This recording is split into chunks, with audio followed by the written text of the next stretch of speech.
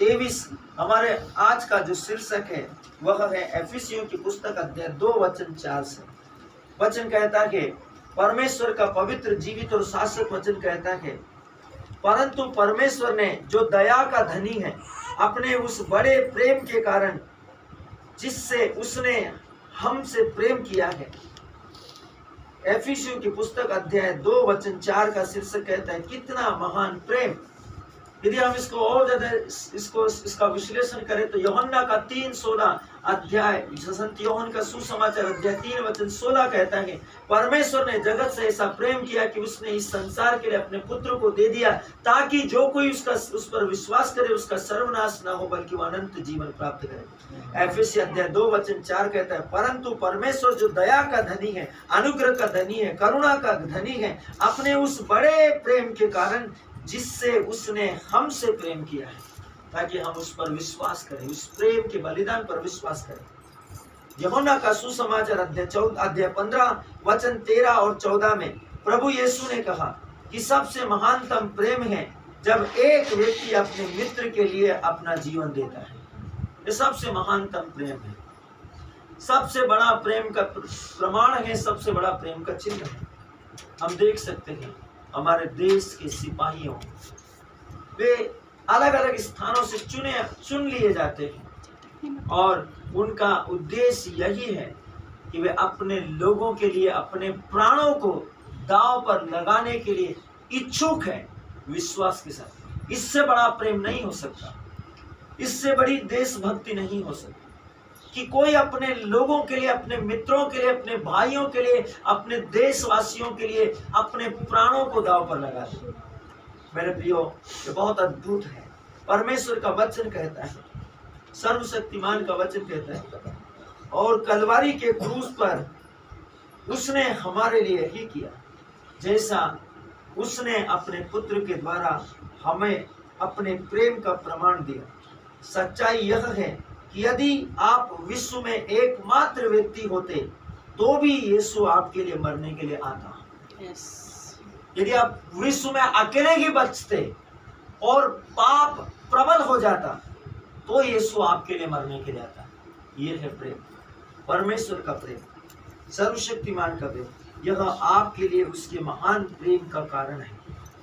मैं आज आपको उत्साहित करता हूं, इस बात के लिए तैयार करता हूं कि आप विश्वास करें कि अपने लिए उसके महान प्रेम पर मनन करो। हर समय क्रूस की उस दुख और दर्दनाक यात्रा में मसीह के साथ सहभागी हो और अपने निकटतम व्यक्ति तक पहुंचने और उन्हें उद्धार में लाने के लिए इसे आपको उत्साहित करना है। उसने इसीलिए कहा कि यदि पृथ्वी पर आप केवल एकमात्र व्यक्ति होते तो यीशु आपके लिए मरने के लिए आता, आपके पाप का प्रायश्चित करने के लिए आता। इसलिए वो चाहता है कि यदि आपका कोई भी व्यक्ति, निकटतम घनिष्ठ व्यक्ति यदि उद्धार के अभाव में जी रहा है तो आप उस तक जाए और उसे उद्धार में लेकर आए। इससे बड़ा प्रेम किसी का नहीं। मेरे प्रियो, परमेश्वर का वचन कहता है मेरे लिए यीशु का प्रेम मुझे हमेशा हर जगह निर्भीकता पूर्वक सुसमाचार का प्रचार करने के लिए विवश करता है और उत्साहित करता है। जो मेरी सुनते हैं वे विश्वास करते हैं और उद्धार पाते हैं। जो परमेश्वर की सुनते हैं, जो परमेश्वर से प्रेम करते हैं, वे उसकी सुनते हैं और उस पर विश्वास करते हैं और उसके द्वारा वे उद्धार पाते हैं। समय बहुत महत्वपूर्ण है मेरे प्रियो। आज दिन सोमवार 29 मई सन 2023 हमारी आज की वास्तविक संग्रहता। वचन कहता है पहला तीमुथियुस अध्याय 3 वचन 16। परमेश्वर का वचन कहता है वह परमेश्वर मानवीय शरीर में दृश्य हुआ। वह परमेश्वर जो अदृश्य है वह मानवीय शरीर में दृश्य हुआ, पवित्र आत्मा में निर्दोष ठहरा। जब वह दृश्य हुआ तब पवित्र आत्मा में निर्दोष ठहरा और प्रमाणित हुआ सत्य स्वर्गदूतों में दिखाई दिया। उसके पुनरुत्थान के बाद सबसे पहले स्वर्गदूतों ने उसे देखा, स्वर्गदूतों में दिखाई दिया। जन्म के समय स्वर्गदूत ने गवाही दी मरियम के पास में आकर। स्वर्गदूतों ने ज्योतिषों को रास्ता दिखाया।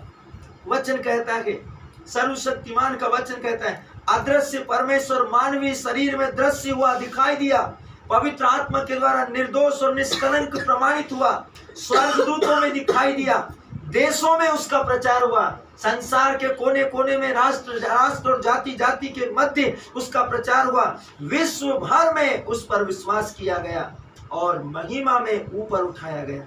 तिमुथियों के नाम संत पौलुस का पत्र अध्याय 3 वचन संख्या 16 AMPC अनुवाद के अनुसार हमारे आज के वचन का शीर्षक है प्रभु यीशु और परमेश्वर। प्रभु यीशु और परमेश्वर है। सोचिए मेरे प्रिय, प्रभु यीशु और परमेश्वर है। वो दूसरे परमेश्वर जैसा नहीं है, वो अलग परमेश्वर है मेरे प्रिय। आप इसके विषय में सुनेंगे। हमारा आरंभिक वचन कोई संदेह नहीं छोड़ता कि यीशु कौन है।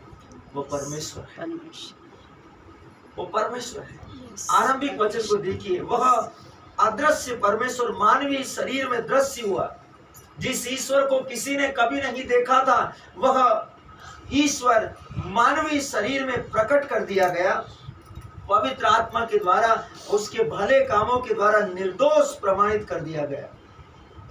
स्वर्गदूतों में दिखाई दिया, देशों में उसका प्रचार किया गया, हर देश में उसका प्रचार होता है और राष्ट्रों में और जातियों में उस पर विश्वास किया गया और महिमा के साथ पृथ्वी पर से ऊपर उठाया गया, मृतकों में से जिलाकर। सोचिए मेरे लिए, हमारा आरंभिक वचन कोई संदेह नहीं छोड़ता कि यीशु कौन है।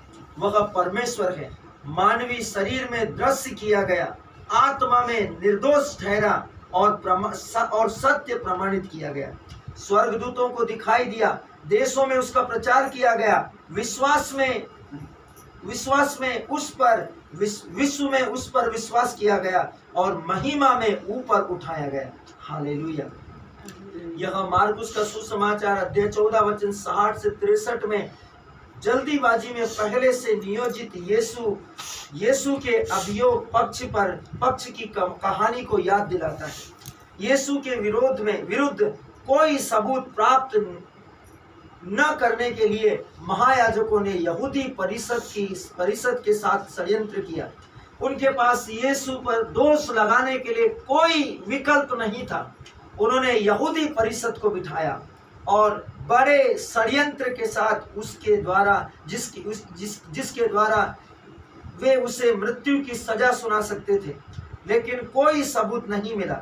फिर भी उन्होंने यीशु से पूछा, क्या तू परम धन्य का पुत्र है? क्या तू परम धन्य मसीह है? परम धन्य परमेश्वर का पुत्र मसीह है। सोचिए मेरे प्रिय, उन्होंने उससे पूछा, क्या तू परमेश्वर का बेटा है? क्या तू परम धन्य का बेटा है? परम धन्य का बेटा होने का मतलब है मेरे प्रियो, परमेश्वर के पुत्र, परमेश्वर का अधिकारी, परमेश्वर का प्रतिनिधित्व।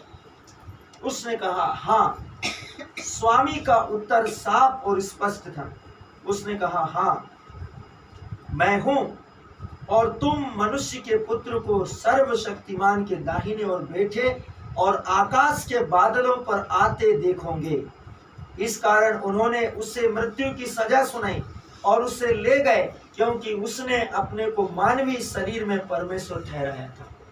तो बहुत अद्भुत है। परमेश्वर बाइबल में सब कुछ बता रहा है, हमें सिर्फ अपनी आंखों से देखना है और ध्यान से उसे समझना है। वचन में आपको सब समझ में आ जाएगा परमेश्वर कौन है। परमेश्वर का वचन कहता है